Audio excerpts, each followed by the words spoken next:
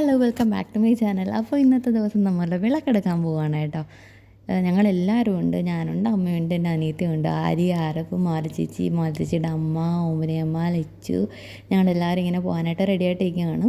അങ്ങനെ മാലച്ചേച്ചിയുടെ ഒരുക്കം കഴിഞ്ഞിട്ടില്ല, അതുകൊണ്ടാണ് ഞങ്ങളവിടെ വന്ന് വെയിറ്റ് ചെയ്തിരിക്കുന്നത്. സാധാരണ ഞങ്ങളായിരുന്നു ലാസ്റ്റ് വണ്ടി. ഈ പ്രാവശ്യം ഞങ്ങൾ എന്തായാലും മാലച്ചേച്ചിക്കാലം മുന്നേ വന്നിട്ടുണ്ട് കേട്ടോ. ആര്യ, ആരോനെയും താണ്ടെ പെൺകുട്ടികളൊക്കെ ആയിട്ട് ഒരുക്കി നിർത്തിയിട്ടുണ്ട്. ലച്ചു കുട്ടിയോടെ റെഡിയായിട്ട് നിൽപ്പുണ്ട്. പിന്നെ നമ്മൾ കുറേ നേരം അവിടെ നിന്ന് വീഡിയോ ഒക്കെ എടുത്ത് ലച്ചു കുട്ടിയുടെ കൂട്ടുകാരന്മാരിന്ന് കൂട്ടുകാരികളായിട്ട് ഒരുങ്ങി വിളക്കെടുക്കാനായിട്ടൊക്കെ നിൽക്കുകയാണ് കേട്ടോ. ആര്യയ്ക്കും ആരോനും ഭയങ്കരമായിട്ട് ഇഷ്ടപ്പെട്ടു. റെഡിയാക്കി സുന്ദരിമാരായിട്ടൊക്കെ ഒരുക്കിയിട്ട് അങ്ങനെ രണ്ടുപേരും ഇങ്ങനെ എക്സൈറ്റഡ് ആയിട്ടിരിക്കുകയാണ് വിളക്കെടുക്കുക. ഇതിന് മുന്നേ വിളക്കെടുത്തായിരുന്നു. കൊറ്റംകുളങ്ങര ഉത്സവത്തിന് കൊറ്റംകുളങ്ങരയിൽ ചമ്പ വിളക്കെടുത്തതിന് ശേഷം മാത്രമേ ഇനി വിളക്കെടുപ്പിക്കത്തുള്ളൂ എന്നൊരു മൈൻഡിലുണ്ടായിരുന്നു. എന്തായാലും കൊറ്റംകുളങ്ങരയിൽ കഴിഞ്ഞ മാസം വിളക്കെടുത്തു. ഇനി ഇതാണ്ട് നമ്മൾ അടുത്ത വിളക്കെടുക്കാൻ പോവുകയാണേ. അങ്ങനെ നമ്മുടെ സിൻഡ്രല്ല നമ്പർ 1 കണ്ടിട്ടിട്ടുണ്ട്.